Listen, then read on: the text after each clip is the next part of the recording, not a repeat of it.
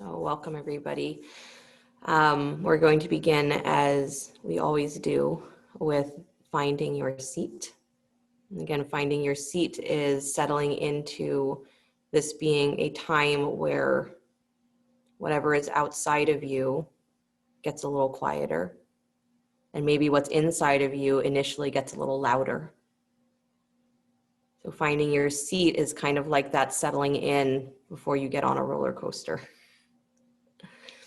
So it's a relaxing, and it's also watching how you brace yourself. So as you find your seat, settle, make sure that it's a seat that supports you, and then notice how you may be bracing yourself. So where is there automatically a tension that comes in because you know that you're going inside? Where automatically are you trying to organize your mind so that going inside means that you don't have to deal with what you don't want to deal with? Start to relax that tension. So maybe focus on the tops of the thighs getting heavy and soft. Let the belly go. Let the shoulders relax. So there's a sense almost of the skin hanging on the skeleton. So the spine is awake, but not in a tense way.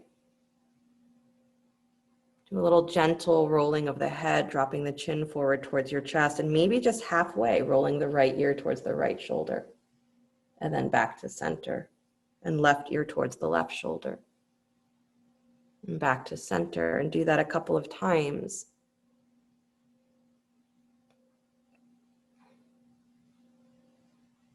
Again, watching the places where you brace yourself even against that movement, where there's that little bit of, oh, there's a tightness there, and I automatically contract against it. If you can pause right at that place and let yourself relax again, the shoulders hang, then we start to find a natural state of equilibrium. We find a natural state of freedom in the body, which creates a natural state of ease for your mind when you're not rejecting anything that you're feeling.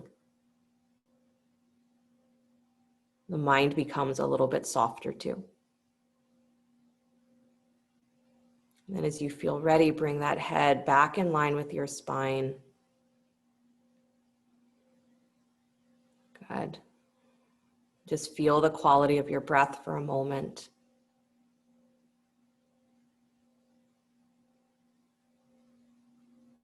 Notice the quality of the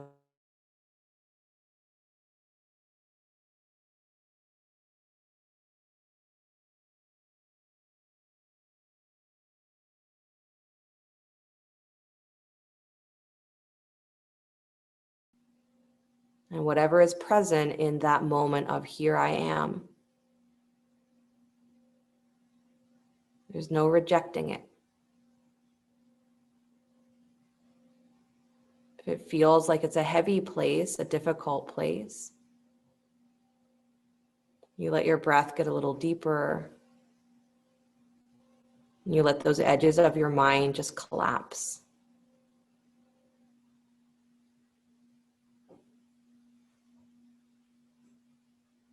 Become aware of the space that it is around all of the thoughts.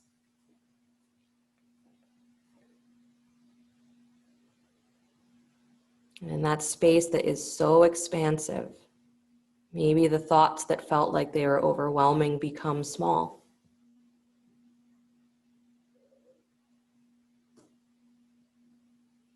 The thoughts that seemed like they were very loud start to become soft.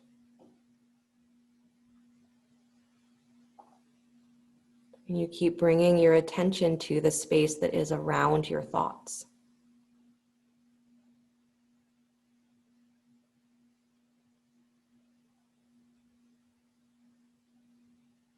And let your seat be easy, let your jaw relax.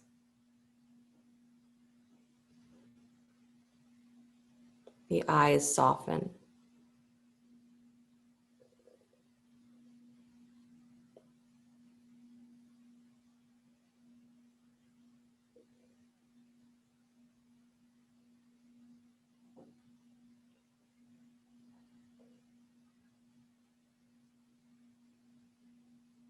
Finding yourself in the space that is around your thoughts.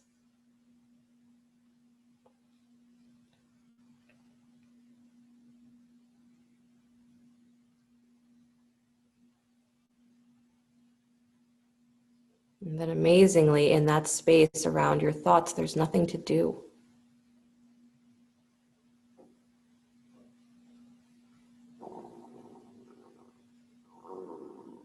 You're just finding where the thoughts are and feeling the space.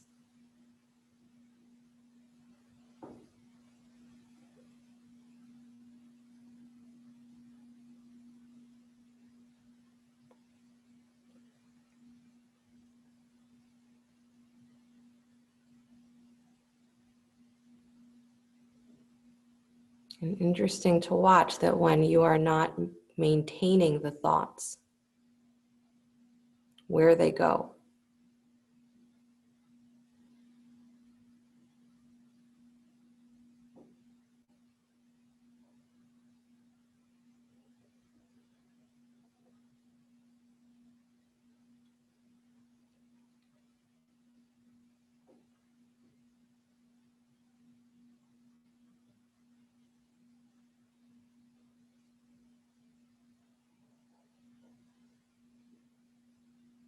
Breathe into the space around your thoughts.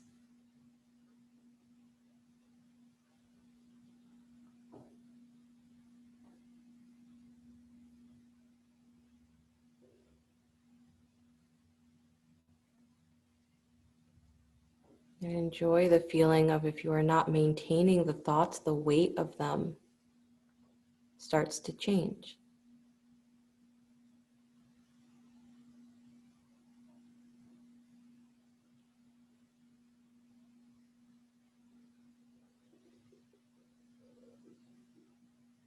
The mind is on space, it becomes spacious.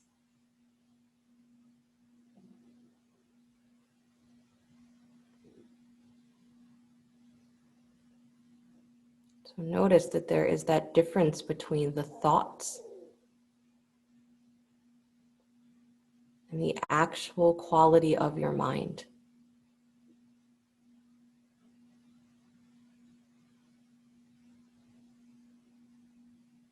Thoughts and mind are not one and the same.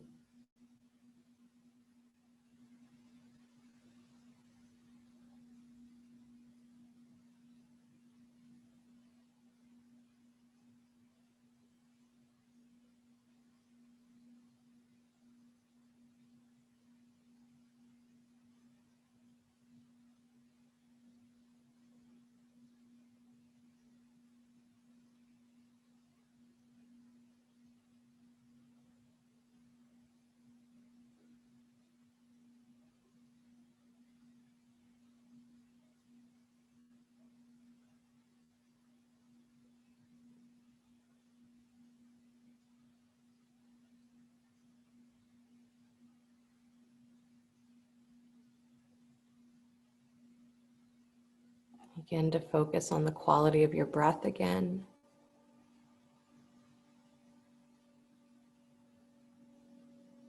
The feel of the flow through the nostrils, through the throat, through the chest.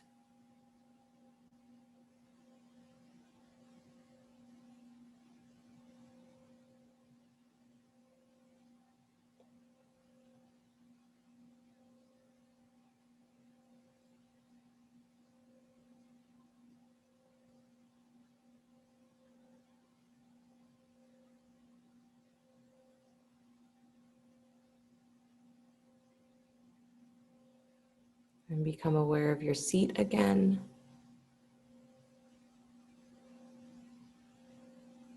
A feeling of support and a releasing of tension.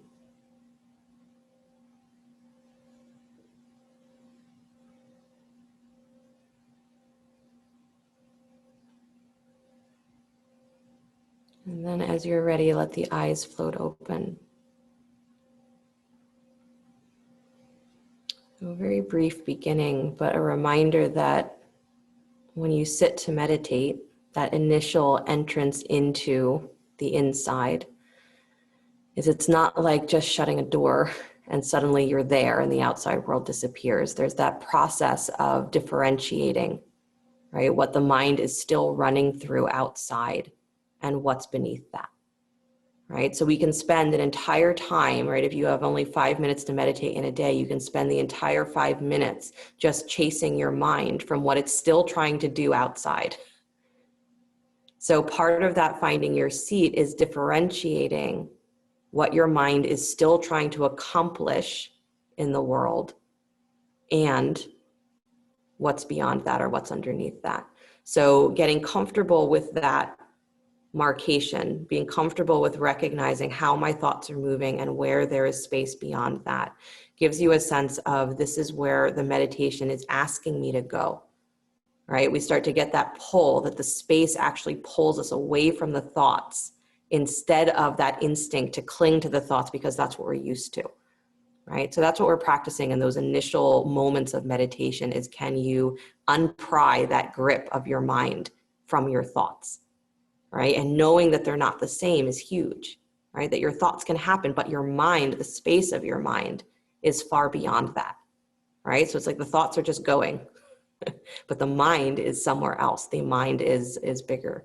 So that's what we're working with to begin. So just make that, even if that's just what you do during the day, you don't have a lot of time, that practice as a prelude to longer meditation is super valuable. It's just making that break between your thoughts and your mind regularly throughout the day. And you can do it in just that amount of time, a few minutes. So we're going to do the little sequence that I've been doing the last couple of weeks. I feel very much that in Vata season, creating a lot of habits with your meditation is very important because it helps to bring the mind into focus and keep it there.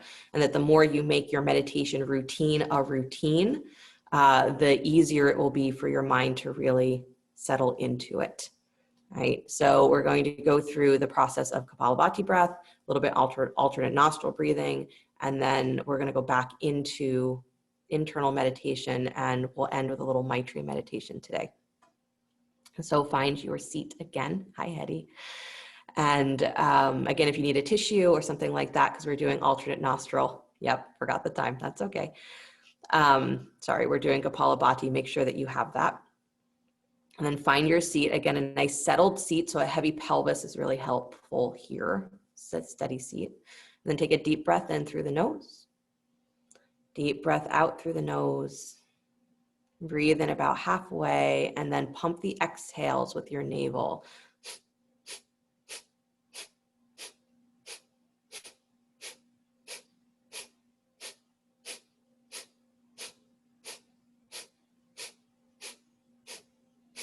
Keep going. Remember, it's an active exhale with the navel. The inhale happens on its own. Good. In and out through the nose.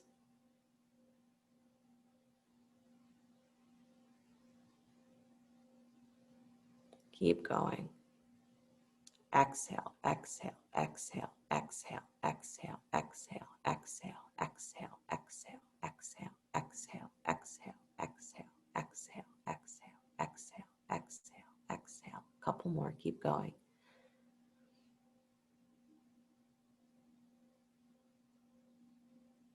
Inhale the breath fully. Pause and hold. Exhale all the way out. Good. Again, letting the frame of the body hang, or letting the skin of the body hang on the frame of the skeleton. So that exhale is really important. You're practicing that letting go of where there is internal habitual holding of tension. Part of the benefit of this breath, right, is it's waking up the inner energies wherever there's been stagnation internally. But if we hold ourselves tense, then that energy can't circulate, it can't flow. So your exhale is really important. Another round, inhale the breath fully in. Exhale the breath fully out. Inhale about halfway, and then begin to exhale, exhale, exhale, exhale, exhale.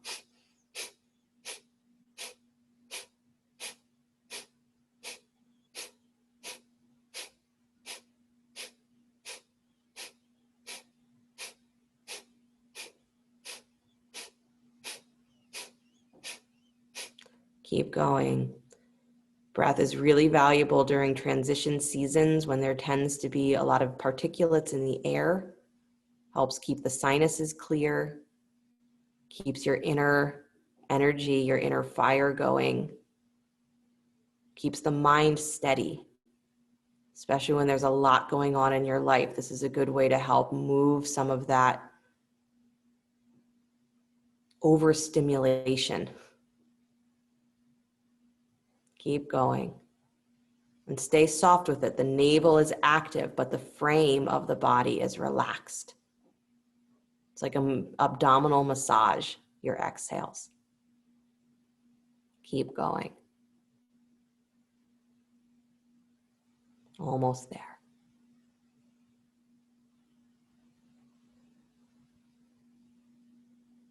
Good. Deep breath in. Pause and hold at the top. And exhale all the way out again, making it a true exhale, releasing whatever's being held through the neck, through the head, through the shoulders, through the back, through the mind. And feel that maybe with the next inhale, that energy is circulating a little bit more. Maybe a tingling, a feeling of awakening through the body. And then one more round, deep breath in. Deep breath all the way out through the nose. Inhale halfway. Begin to exhale, exhale, exhale, exhale, exhale, exhale, exhale, exhale.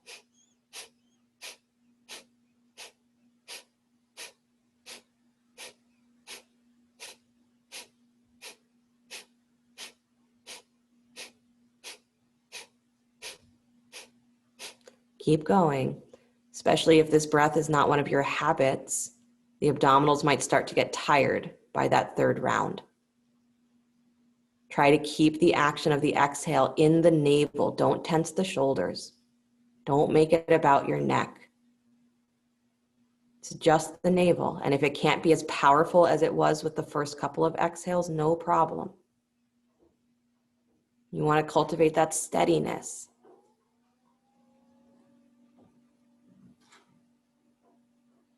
Good. Keep the upper body relaxed. Keep your jaw relaxed. Try to stay with a rhythm.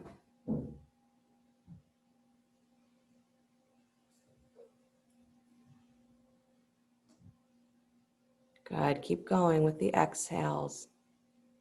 It's like the exhales are what's holding you up. Like you are pumping and circulating your own prana.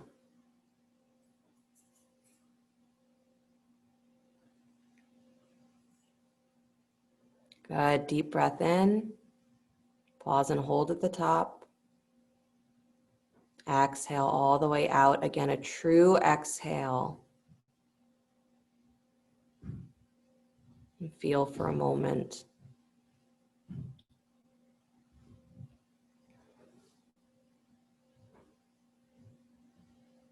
Moving into alternate nostril breathing. If you're not familiar with it, you can open the eyes. Otherwise, if you are familiar, you can bring that right hand up to the front of your face. Extend pinky and ring finger and thumb. Middle two fingers can either curl into the palm or place at the third eye between the eyebrows. And then breathing in, thumb closes off the right nostril. Exhale through the left. Inhaling through the left. Close off with the ring and the pinky. Exhale through the right. Good. Inhaling right. Close off. Exhale left. And continue alternating the breath.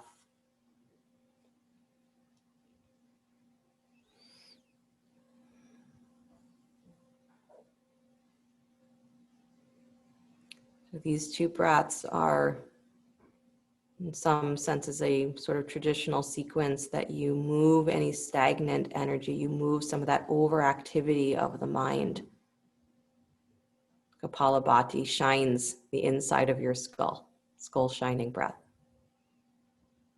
And you follow it by alternate nostril, which balances, again, that inner flow. So whatever you have unblocked with the first breath, this breath will regulate. So it's balancing what's moving through the right side of the body, the left side of the body, two sides of the nervous system. The energies that are masculine and feminine in their nature. So that when you do drop yourself into that open space of meditation, there's less of that accumulated attachment in your mind to deal with. Right, so I'd like for you to have the difference between if you sit to meditate without breathing, that's what we did first, and you sit to meditate after you have worked with the breath.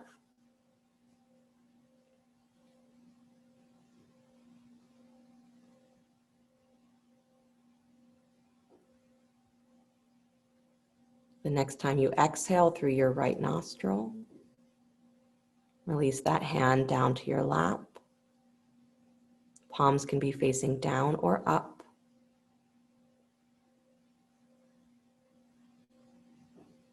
And go back to that space where you can notice where the thoughts are running, but you feel the space that is around the thoughts. And maybe you don't even consider the thoughts. Maybe there's just space.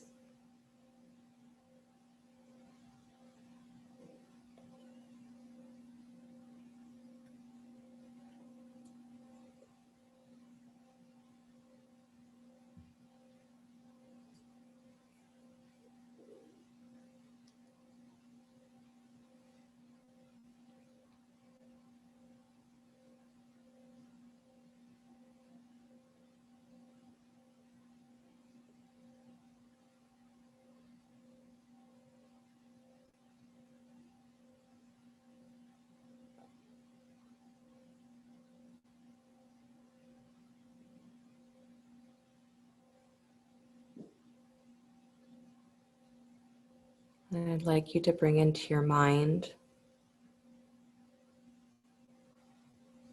someone who is very close to you, close to your heart.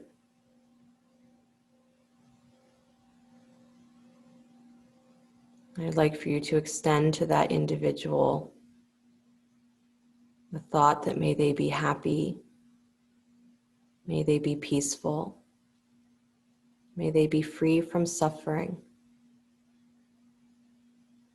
whatever that may mean. Extend a wish of deep friendship to that individual.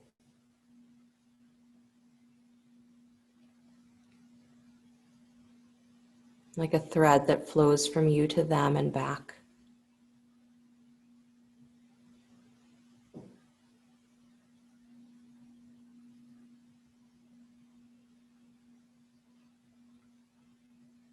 And then bring to mind someone who you are familiar with but not close. You might know their name but not very much about them. You see them often. And extend to that individual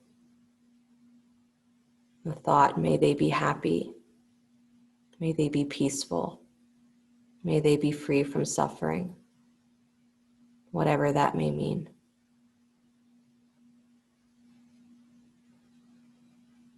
And again, feeling that there is that thread of deep friendship being extended to them that comes right back to you.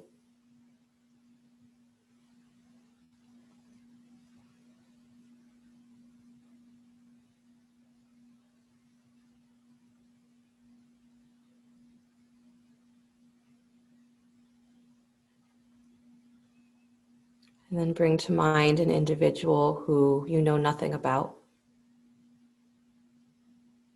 Maybe you saw them once, or even you can imagine someone you've never met, someone in the world. And can you extend to them that thought, may they be happy, may they be peaceful, may they be free from suffering, whatever that means. You don't have to know what it means for them to be free from suffering. You don't have to know what it would take. Can you just hold the desire that they find the way to a place where they are free from suffering? And that energy of deep friendship extending from you to them and right back to you.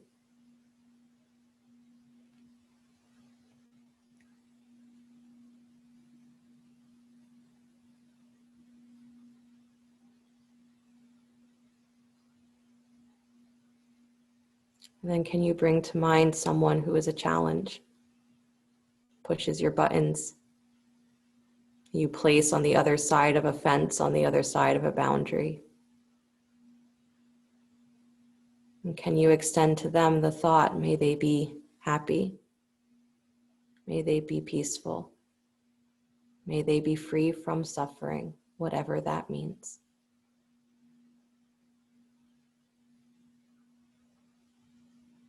The knowledge that as they become free from suffering, you become free of your suffering that is attached to them.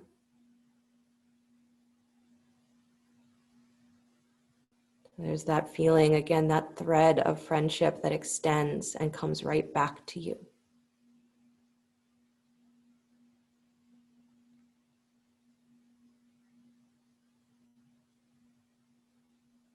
That maybe it is someone else's responsibility for them to find their way to a place where they are no longer suffering, but it is your responsibility to release yourself from suffering. Deep friendship, deep acceptance. And then can you hold an image of yourself in front of your mind's eye? And can you look into your own image and extend the thought, I wish for you to be happy, to be peaceful, to be free from suffering, whatever that might mean.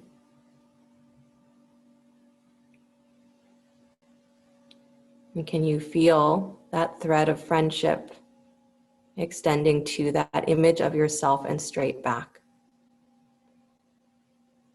From the way you interpret yourself to the truth of yourself.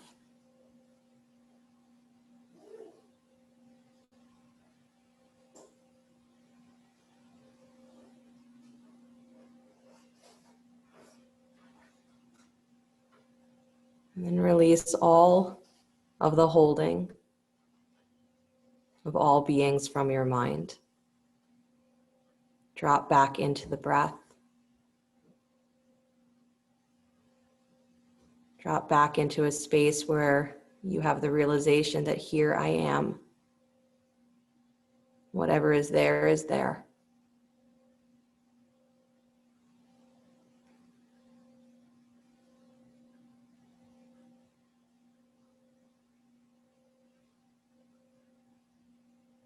And maybe there's a little bit of a softening where that space of here I am feels a little bit more relaxed.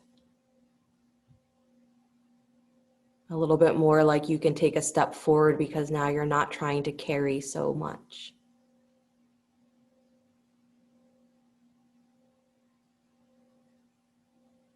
Notice your breath at the tip of your nostrils. Notice your seat. And then let the eyes float open as you are ready. A very brief Maitri meditation. Because our relationship with the world right now is so important, and your relationship with yourself is always important. And it's just a way that you can visualize and start to touch a place that is hypothetical. That loving place starts as hypothetical, and then you start to feel how it really is real. You start with it in your mind, right? You work your way from the easiest to the most difficult. So interesting that I put you last, right? From the easiest to the most difficult, to extend that loving kindness or that friendship to. So my suggestion is practice it often, because we forget easily. So make that part of your habit, part of your routine. And bring the hands together in front of the heart center, please.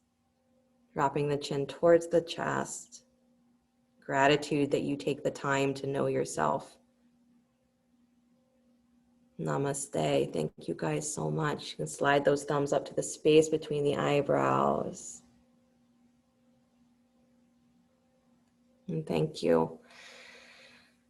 So some of you guys forgot that the time changed for this class. Yeah. So we're starting now at 11 o'clock instead of 11:30. So sorry if you missed it, but I recorded it, so it'll be up on YouTube. You can do it later. But just make a mental note that Sundays now, meditation is at 11 o'clock, not 11:30. So you guys can unmute yourselves if you want to tell me how that went. I love that. That was great. Good. Yeah, really good. Very much needed. Nice. Good. Yeah, Maitri meditation can be very powerful in a way that we hate, and it can be very powerful in a way that is exactly what we need to feel like our hearts are not going to break every day. So if it's a rough time right now, as I think it's a rough time for most everybody, it's a great practice to just keep you settled in a place where your emotions have somewhere to go that is uplifting, instead of them pulling us into places that are just feels like suffering. Right? So some of you I heard from last week did your walking meditation and had great experiences with that. I'm trying to see, some of you did not. I didn't hear from you, Hetty. So what I offered to them was to do walking meditation, open-eyed meditation, and specifically to be looking for the opportunity to be in the experience of another being. So I'm going to keep offering that because I think it's such a good idea right now. Is to have your meditation be something that isn't just seated with your eyes closed, but it's something that happens when you're awake and you're out in the world. So if you want to keep playing with that, keep playing with it, because it can be a really fantastic way of utilizing your meditative tools. And that's ultimately the goal, is that you can maintain that state of openness while the rest of your life is happening. Yeah. All right, keep it up, you guys. Veronica, will you be putting them up on YouTube? Last week meditation and this week? Yep, I had to get my act together. I got a new computer, so me uploading things taking longer. But I uploaded a bunch of things to YouTube last night, cool. And then I'll be getting to what I haven't gotten to, and this will go up as well. So, you can go to YouTube still and see replays of classes and meditation. So this will be awesome. Up. And yesterday, I wanted to ask you about yesterday's class with Cheryl. Mm-hmm. Was that recorded? It was. The Dharma. And are you going to post that as well? I will. Oh, that's beautiful. It was so magnificent. Thank you. Yeah, it's going to get up. Like I said, I was a little bit backlogged on that, but I'm catching up. So that's thank you so Online. much. That's the name of our channel on YouTube. The YouTube. Online. Oh, brilliant. Thank you. You're welcome. Okay, guys, I got to go get ready for teacher. Bye. Thank you so much. I love to see you. I will see you hopefully next week. Thank you. Thank you. Bye.